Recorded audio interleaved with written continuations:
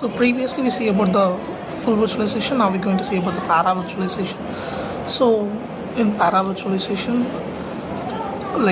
which focus mainly on improving performance by changing the way the operating system interacts with hardware.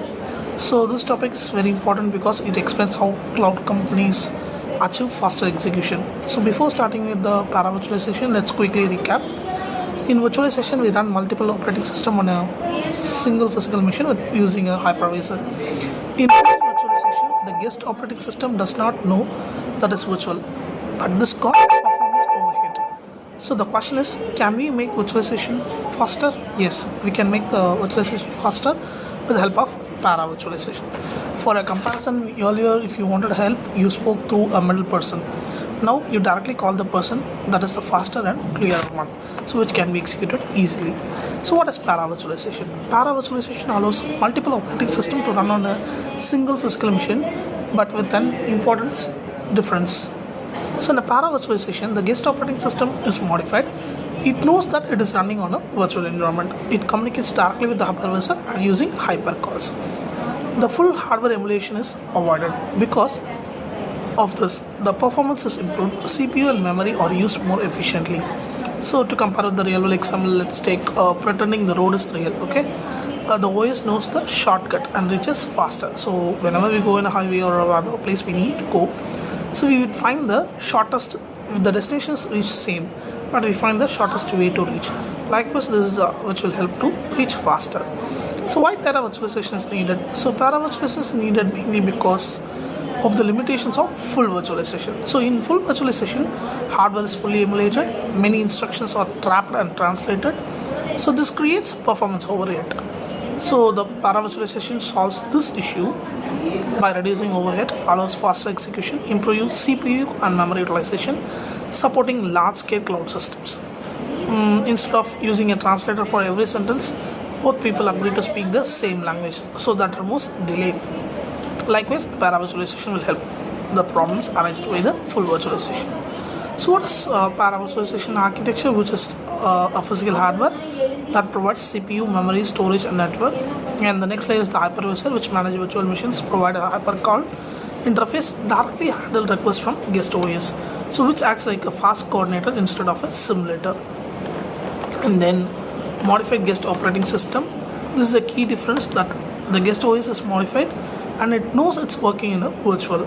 So it uses hypercalls to communicate directly with the hypervisor. This avoids heavy emulation. And next layer is the application, which runs normally inside the OS. The benefit automatically from, because it is faster execution and lower latency. For example, let's have think of a VIP pass. So the normal visitors will be in a long queue in a temple, whereas the VIP visitors will directly enter. So likewise, the para virtualization gives the OS a VIP path. What is the pros and cons of para virtualization? So the advantages are its high performance, low virtualization overhead, efficient use of CPU and memory, faster virtual machine execution, good scalability for cloud environments. So this makes it ideal for large scale systems. Even though the systems have advantage, it must have also have some disadvantages. There are some limitations. Guest OS must be modified, limited OS support. It is not suitable for proprietary OS like some versions of Windows, and OS maintenance becomes complex. So para virtualization is powerful but not universal. Racing bike is fast, but not everyone can ride it, right? Racer is good, but cannot everyone be a bike racer. Likewise, the para virtualization is powerful, but it cannot be universal. So let's compare a real world problem that Google faced a performance issue while running large scale internal services using full virtualization. So it faced the problems like high virtualization overhead, resource inefficiency, slow response during peak loads, all those things. So the user pain point is slow application performance and high latency, delays in real-time services. So this directly affected the user experience and service reliability. For example, like a website becoming slow during festival sales.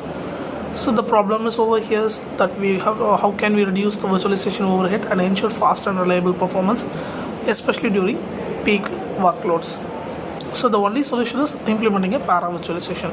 So by doing this, guest OS communicates directly with hypervisor. Hypercall replaces heavy emulation. Overhead is reduced. Performance is improved. So this made the system faster, scalable, and more efficient.